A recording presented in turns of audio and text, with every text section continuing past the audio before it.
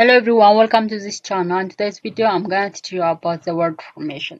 ሰላም ወደ ቻናላችን ተከታዮች እንዴት ናቸው? በዛሬ ቪዲዮችን እንዴት word formation ወይም ደግሞ እንዴት ቃላቶችን እንደምንመሰርት እናያለን ማለት ነው። this ቃላቶች formation ማውቃችሁ እንግሊዘኛችሁን ቦስት ለማድረግ ወይም ደግሞ እንግሊዘኛ ቮካብለሪያችሁን በደንብ ለማሳደግ ይጠቅማችኋል ማለት ነው። ዛሬ እሱን ነው የምናየው። So the first one is boost your vocabulary words ናቸው. ለምሳሌ መጀመሪያ ልናይ የፈለኩት word it is beauty ነው. beauty. this beauty ማለት ቁንጅና ማለት ነው. ቁንጅና ማለት ምንድን ነው? ስም ነው አይደለ? ይሄን word እየከፋፈል word form እያደረግን እንሄዳለን ማለት ነው. the first one is beauty. it is ቁንጅና. ከሆነ it is ምን ነው? noun ስም ይሆናል መጠሪያ ማለት ነው. example I appreciate her beauty. እኔ ቁንጅናዋን አደንቃለሁ። እኔ የሰውን ቁንጅና አደንቃለሁ። it is beauty, it is a noun ነው ማለት ነው። then ከዛ ይሄ ምን ታደርጋለህ? it is beautify ታደርጉታላችሁ ማለት ነው። beauty የሚሆነውን it is beautify. beautify ደግሞ it is ማስዋብ ማለት ነው። ማስዋብ ሲሆን ደግሞ it is ምን verb ይሆናል? ግስ ይሆናል ማለት ነው። for example it is beautify the room by beautiful flowers. ስለዚህ ክፍሉን ቆንጆ በሆኑ አበቦች አስውባቸው። ማስዋብ የሚለው ነገር verb ነው። ግስ ነው ማለት ነው። and the other word is adjective ስናደርገው ደግሞ it is beautiful ይሆናል። beautiful ይሆናል adjective so it is beautiful ቅጽል ማለት ነው። ቅጽል ማለት ደግሞ የስም ገላጭ ማለት ነው። የስም ገላጭ ማለት ደግሞ ስሙን አጉልቶ የሚገልጽልን ማለት ነው። beautiful ሲሆን ደግሞ it is adjective ይሆናል። example I love this environment it's so beautiful. it's so beautiful. ይሄን environment ወይም ደግሞ ይሄን አካባቢ ወድጄዋለሁ because it is beautiful ምክንያቱም ቆንጆ ነው። it is environment ቆንጆ መሆኑን እየገለጸ ነው ማለት ነው። beautiful so it is an adjective ይሆናል. and the other one is beautify. it is beautifully so ly ሲጨምሩ ደግሞ it is ምን adverb of manner ይሆናል። adverb of manner ከሆነ ደግሞ ምንድነው የሚያደርገው? it is ግሱን የበለጠ አጉልቶ ይገልጸዋል ማለት ነው። example you beautified the room beautifully. you beautified the room beautifully. ቆንጆ በሆነ ሁኔታ ማለት ነው። adverb of ማለት it is the situation or the status of መግለጽ ነው አይደለ? you beautified the room beautifully. it is ምንድነው? ሩሙን ቆንጆ በሆነ ሁኔታ አስዋብከው። ሩሙን ወይም ደግሞ ክፍሉን ቆንጆ በሆነ ሁኔታ አስዋብከው። ስለዚህ ሁኔታን ለመግለጽ we use adverb ነው። ስለዚህ beautifully የሚለው ነገር ቆንጆ በሆነ መልክ so it is one word ስንት ቦታ ከፋፈልናት ማለት አንደኛ noun ትሆናለች፣ ከዛ adverb ትሆናለች፣ ከዛ adjective ትሆናለች፣ ከዛ ደግሞ adverb ትሆናለች ማለት ነው። ስለዚህ አንድ word ብዙ ይሆነ። ስለዚህ እቺ beauty የምትለውን ቃል ራሱ በአራት አይነት ፎርም አያችኋት ማለት ነው። በnoun፣ በverb፣ በadjective እና በadverb። ስለዚህ እንደዚህ አድርጋችሁ የእንግሊዘኛችሁ የቮካብለሪ የቃላት እንትኖችን ቦስት ማድረግ ወይም ደግሞ ማሳደግ ትችላላችሁ ማለት ነው። እስቲ ሌላ ቃል ደግሞ ኤንገር ማለት ንዴት ሲሆን ደግሞ ናውን ስም ይሆናል ማለት ነው አይደለ? ኤንገር ንዴት ነው። ናውን ወይም ደግሞ ስም ይሆናል። ኤግዛምፕል ኤንገር ኢዝ ናት ጉድ ፎር ሄልዝ። ስለዚህ ንዴት ለጤና ጥሩ አይደለም። this as a noun ተጠቀምነው ማለት ነው። and anger ደግሞ as a verb ሲሆን ደግሞ ያ ማለት መናደድ ማለት ነው። he angers too much እሱ በጣም ይናደዳል። መናደድ የሚለው ነገር it's ምን verb ይሆናል anger it's ምንም ለውጥ የላቸውም። anger ነው። anger as a noun ሲሆን ንዴት ይሆናል and anger as a verb ሲሆን ደግሞ መናደድ ይሆናል።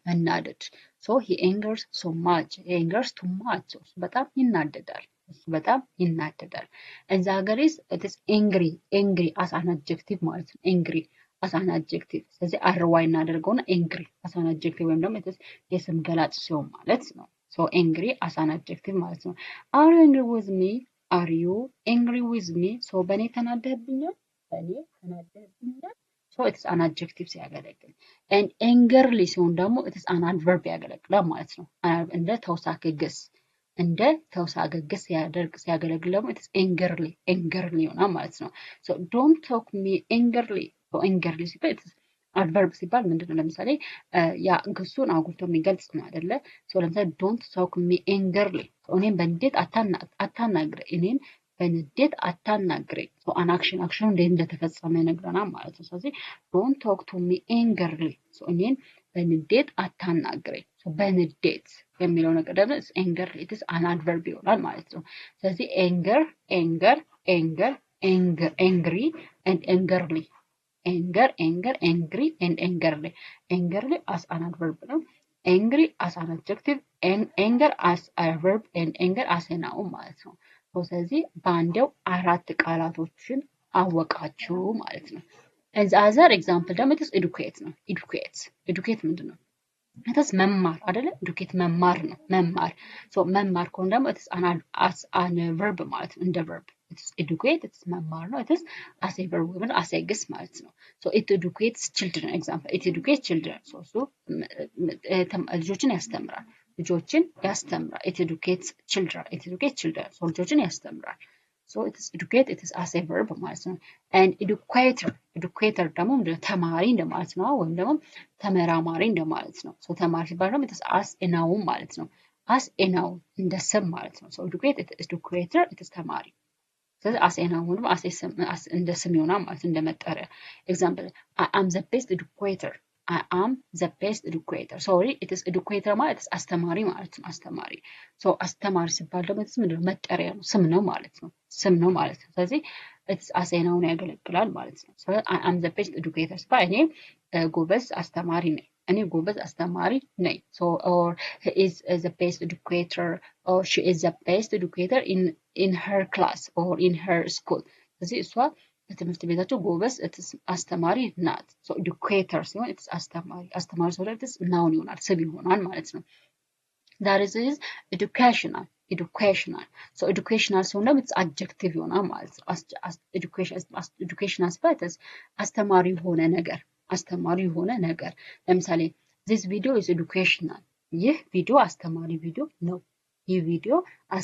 ቪዲዮ ነው ስለዚህ እዚህ ጋር ናውኑ ማለት ቪዲዮ ነው አይደለ ስለዛ ቪዲዮ የበለጠ አጉልቶ የሚገልጸው አድጀክቲቭ ነው የስም ገላጭ ነው ስለዚህ educational ሲባል አስተማሪ የሆነ ነገርን educational so this video is educational ይህ ቪዲዮ አስተማሪ ቪዲዮ ነው so it is ምን ሆነ adjective ሆነ ማለት ነው educational ሲሆን and the other one educationally ly ስንጀምር always adverb ነው የሚሆነው educationally it's adverb ነው የሚሆነው it is አስተማሪ በሆነ መልኩ ማለት ነው አይደል አስተማሪ በሆነ መልኩ educationally ሲባል አስተማሪ በሆነ መልኩ it is adverb ይሆናል example present your videos educationally so ቪዲዮክን አስተማሪ በሆነ መልኩ አቅርብ ነው so ለሁሉም አስተማሪ በሆነ መልኩ ያንን ቪዲዮ ስናቀርብ it is educationally ማለት ነው present your videos educationally so ቪዲዮውን አስተማሪ በሆነ መልኩ አቅርበው ወይም ደግሞ አቅርብ ስለዚህ ምን adverb ይሆናል ማለት ነው and the other one is education so ደግሞ ትምህርት it is noun ይሆናል ማለት ነው education ማለት ትምህርት ነው አይደል ትምህርት so ትምህርት ምን it's a noun as a noun እንደ ስም ማለት ነው እንደ ስም so education it is እንደ ስም ማለት ነው example education is the backbone of any country so የማንኛውም country የጀርባ አጥንት ትምህርት ነው so ትምህርት ለማንኛውም country ወይም ለማንኛውም ሀገር የጀርባ አጥንት ነው so it is as a noun ማለት ነው education so ደግሞ as a noun so educate የምትለዋን ነገር educate as a noun አለ educational as an adjective አለ educationally as adverb አለ education as a noun አለ and also educate as a verb አለ ማለት ነው so it is educates educator educational educationally and education ስለዚህ አንድ ወርድ ብቻ አምስት ቦታ ወርድ ፎርሜሽን ወይም ደግሞ የቃላት ምስረታ አደረግን ማለት ነው የቃላት ምስረታ ከአንድ ቃል አደረግን ማለት ነው ሶ እንደዚህ አድርጋችሁ ስታዩ ደግሞ እንግሊዘኛችሁ ቮካብለሪ የቃላት ስብስባችሁ የበለጠም ታደርጋችሁ እያሳደጋችሁ ቦስት ያደርጋችሁ ኢንክሪዝ ያደርጋችሁ ትመጣላችሁ ማለት ነው and the other ሌላ እንድናይፈልጉ ደግሞ ኢንፎርም ነው ኢንፎርም ምንድነው ኢንፎርም ሲባል ለምሳሌ ማሳወቅ አይደለ የሆነ ነገር ስታሳውቁ ለምሳሌ የሆነ ነገር አሳውቀኝ ካላችሁ ለምሳሌ if there is a new thing or if there is a news please inform me እንላለን አይደለ so it is ማሳወቅ ስለዚህ ኢንፎርማል ማሳወቅ so ማሳወቅ ወርድስ ደግሞ ምን ነው verb ይሆናል ማለት ነው ግስ ይሆናል example inform me if anything news so አዲስ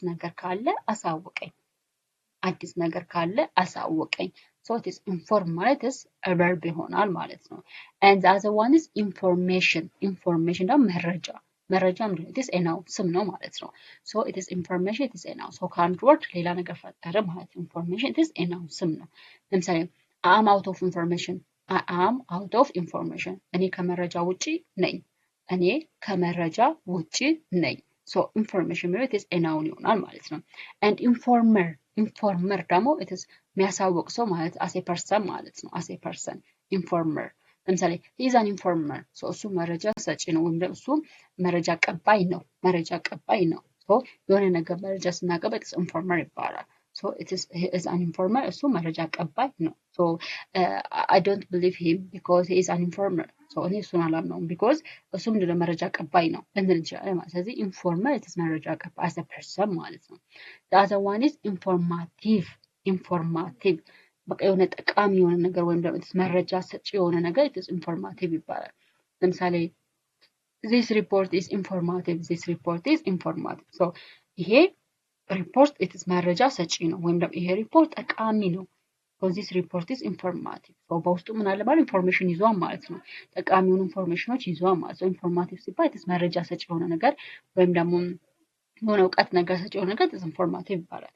so this report is informative so ይሄ ሪፖርት መረጃ ሰጪ ነው so ሰች ላይ ስለዚህ ከአንድ ወርድ ብቻ it is አራት ኢንፎርም አለ ኢንፎርሜሽን አለ ኢንፎርመር አለ ኢንፎርማቲቭ አለ ማለት ነው።